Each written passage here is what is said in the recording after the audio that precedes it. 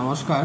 গত 8 তারিখ থেকে আমি পলিটিক্যাল সায়েন্সের ফার্স্ট সেমিস্টারে যারা ভর্তি হয়েছে তাদের ক্লাস শুরু করেছি। এনইপি সিলেবাসের প্রথমেই মূলত বিশেষ করে ইন্ডিয়ান কনস্টিটিউশন সেই পেপারটাই শুরু করেছি। তার মধ্যে আমাদের যে প্রথম টপিক ভারতের গণপরিষদ, তার গঠন, প্রকৃতি, কার্যাবলী সমস্ত কিছু আমরা আলোচনা করেছি। তো অলরেডি 3-4টা ক্লাসে তোমাদের টপিকটা সম্পূর্ণ করেছি। তারপরে পরীক্ষা নিয়েছিলাম অনলাইনে, অনেকে পরীক্ষা দিয়েছো, অনেকে ভালো নাম্বার পেয়েছো, অনেকে পাওনি। তো যাই হোক, পরীক্ষা অনেকে হয়তো তোমরা এই পদ্ধতিতে প্রথম দিয়েছো, তো তাদের জন্য একবার আমি ট্রায়াল দিচ্ছি।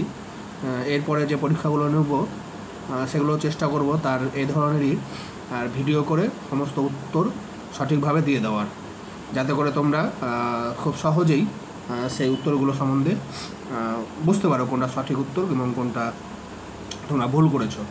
প্রথমে আমরা এখানে স্বাগতমে ক্লিক করব।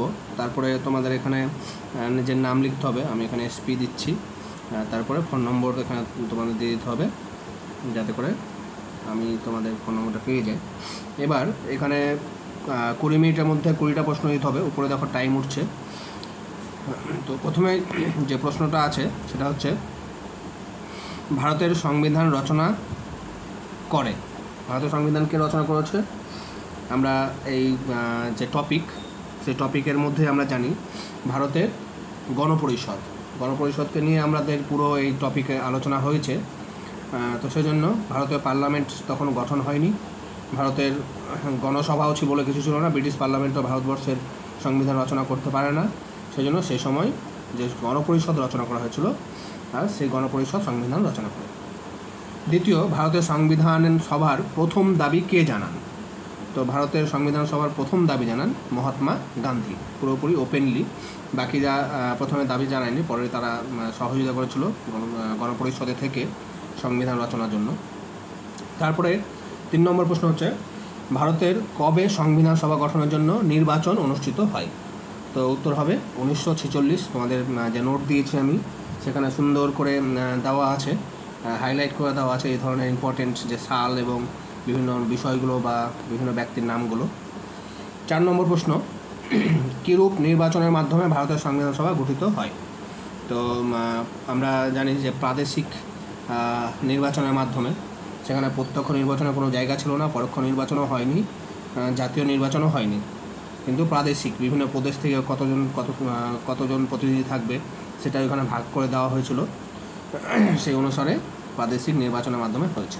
নেক্সট প্রশ্ন, গণপরিষদের প্রথম স্পিকার কে ছিলেন? জিভি মাভালঙ্কার, উনি গণপরিষদের প্রথম স্পিকার ছিলেন। বাকিরা আমরা জানি রাজেন্দ্র প্রসাদ কে ছিলেন সভাপতি, প্রথম নির্বাচিত সভাপতি। নেক্সট প্রশ্ন, ভারতের সংবিধান পৃথিবীর লিখিত সংবিধানগুলির মধ্যে সর্বাপেক্ষা বৃহৎ। আমরা জানি যে ভারতের সংবিধান সবচেয়ে বড় সংবিধান পৃথিবীর মধ্যে, বিশ্বের মধ্যে। নেক্সট প্রশ্ন হচ্ছে, ভারতের মূল সংবিধানের সর্বশেষ ধারাটি কোনটি? আমি যখন আলোচনা করেছিলাম তখন বলেছিলাম যে ভারতের যে মূল সংবিধান সেটা রচনা হয়েছিল, সেখানে মোট 395টি ধারা ছিল। নেক্সট 8 নম্বর প্রশ্ন, ভারতের সংবিধানে কিরূপ শাসন ব্যবস্থা গৃহীত হয়েছে? তা আমরা সবাই জানি যে সংসদীয় শাসন ব্যবস্থা, বর্তমানেও সেটা উপস্থিত, কারণ রাষ্ট্রপতি শাসন ভারতবর্ষে নাই, আধা সংসদীয় নাই, আধা রাষ্ট্রপতিও নাই, এটা আধার হয়ে গেছে, এটা আধা রাষ্ট্রপতি হবে। তো আমাদের ভারতের যে সংবিধান শাসন ব্যবস্থা সেটা সংসদীয় শাসন ব্যবস্থা। নেক্সট 9 নম্বর প্রশ্ন, ভারতের গণপরিষদের মূল উদ্দেশ্য কী ছিল? গণপরিষদের মূল উদ্দেশ্য ছিল সংবিধানের খসড়া প্রণয়ন করা। কোনো রাষ্ট্র গঠন ছিল না, সরকার গঠন ছিল না, সংবিধান বিধিবদ্ধ করা, অর্থাৎ খসড়া প্রণয়ন করা, বিধিবদ্ধ পরে হয়েছে। নেক্সট, গণপরিষদের স্থায়ী সভাপতি কে ছিলেন? গণপরিষদের স্থায়ী সভাপতি আমি আগেই বললাম, ডক্টর রাজেন্দ্র প্রসাদ। সচ্চিদানন্দ সিনহাকে প্রথমে অস্থায়ী সভাপতি করা হয়েছিল, কিন্তু পরবর্তীতে স্থায়ী সভাপতি হয়েছিলেন ডক্টর রাজেন্দ্র প্রসাদ। নেক্সট, গণপরিষদের খসড়া কমিটির সভাপতি কে ছিলেন? তো খসড়া কমিটির সভাপতি আমি সুন্দরভাবে আলোচনা করেছি, সেখানে মোট জন্য যে কমিটি হয়েছিল তার চেয়ারম্যান ছিলেন বি.আর. আম্বেদকর।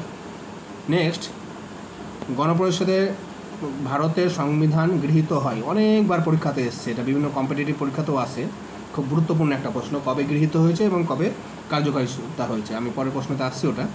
তো আমাদের ভারতের সংবিধান গৃহীত হয়েছে 1950 সালে 26শে জানুয়ারি। 1950 সালে 26শে জানুয়ারি। নেক্সট, একটা গুরুত্বপূর্ণ প্রশ্ন, ভারতের সংবিধান কবে থেকে কার্যকারী হয়? উপরের একটা ভুল হয়েছে, এটা 1950 হবে না, 1949 সালে 26শে জানুয়ারি। আমি ওটা ভুল করে লিখেছিলাম, এটা উত্তর হবে 1949 সালে 26শে জানুয়ারি। নেক্সট, সংবিধানের কার্যকারিতা শুরু হয় 1950 সালে 26শে জানুয়ারি। তারপরে পরের প্রশ্ন হচ্ছে, ভারতীয়দের দ্বারা সংবিধান রচনার দাবি সর্বপ্রথম কে মেনে নেয়? তো উত্তর হবে ক্যাবিনেট মিশন। প্রথমে ক্রিপস মিশন এসেছিল, ত্রিপক্ষ মিশন তো বলে কিছু নাই, কুপল্যান্ড প্ল্যান এসেছিলো, কিন্তু ক্যাবিনেট মিশন প্রথম সংবিধান রচনার যে দাবি সেটা মেনে নিয়েছিল। নেক্সট প্রশ্ন হচ্ছে, কোন দেশের সংবিধান অনুসারে ভারতের সংবিধান নির্দেশমূলক নীতিগুলি গ্রহণ করা হয়েছিল? কোন দেশের সংবিধান অনুসারে ভারতের যে সংবিধানের নির্দেশমূলক নীতিগুলি গ্রহণ করা হয়েছিল? উত্তর হবে আয়ারল্যান্ডের সংবিধান অনুসারে। নেক্সট প্রশ্ন, ভারত ভাগের সংবিধানের সদস্য সংখ্যা হয়ে দাঁড়ায়, আমরা জানি যে প্রথম যে সংবিধান সভা নির্বাচিত হয়েছিল বা গঠন হয়েছিল সেখানে 389 জন সদস্য নিয়ে গঠন হয়েছিল, কিন্তু 1947 সালে 15 আগস্ট যখন দেশ ভাগ হয়ে গেল তখন পাকিস্তানের জন্য আলাদা গণপরিষদ বা সেটা আমাদের ভারত থেকে চলে গেল। সেজন্য সে সময় যে বিভক্ত ভারত, সেই ভারতের মোট কতজন ছিল? 299। নেক্সট, ভারতের সংবিধান সভার অস্থায়ী সভাপতি কে ছিলেন? আমি আগেই বললাম ডক্টর সচ্চিদানন্দ সিংহ। অর্থাৎ গণপরিষদ যখন গঠন করা হলো তখন যে প্রথম সভা অনুষ্ঠিত হয়েছিল সেই সভায় কে সভাপতিত্ব করবে?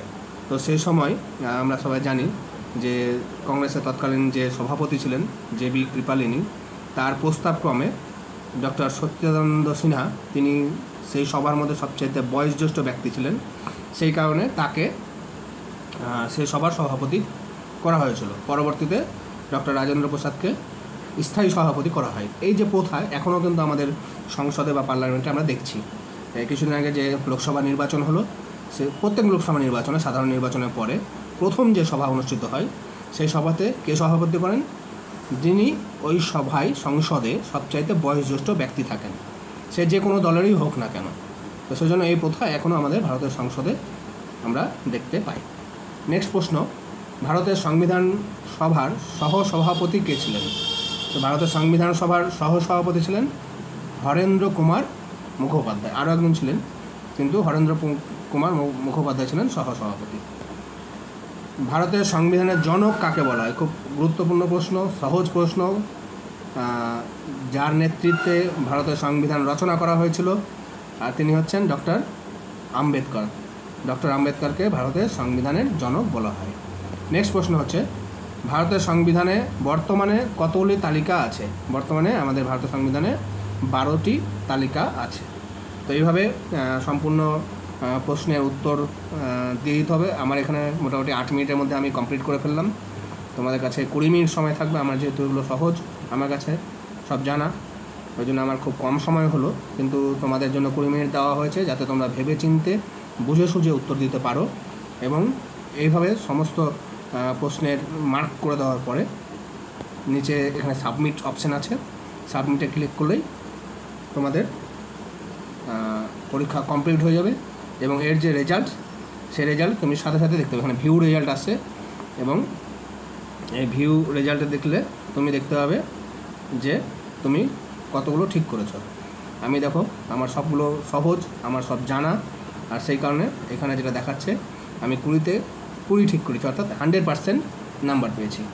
এবার তোমরাও কিন্তু এখানে যদি 20তে 20টা ঠিক করতে না পারো, ধরো 10টা 12টা 14টা ঠিক করলে, কিন্তু যেগুলো ভুল হবে সেগুলো কিন্তু তোমরা নিচে এখানে পেয়ে যাবে। আমার যেহেতু একটাও ভুল হয়নি এই জন্য সবগুলো গ্রিন দেখাচ্ছে।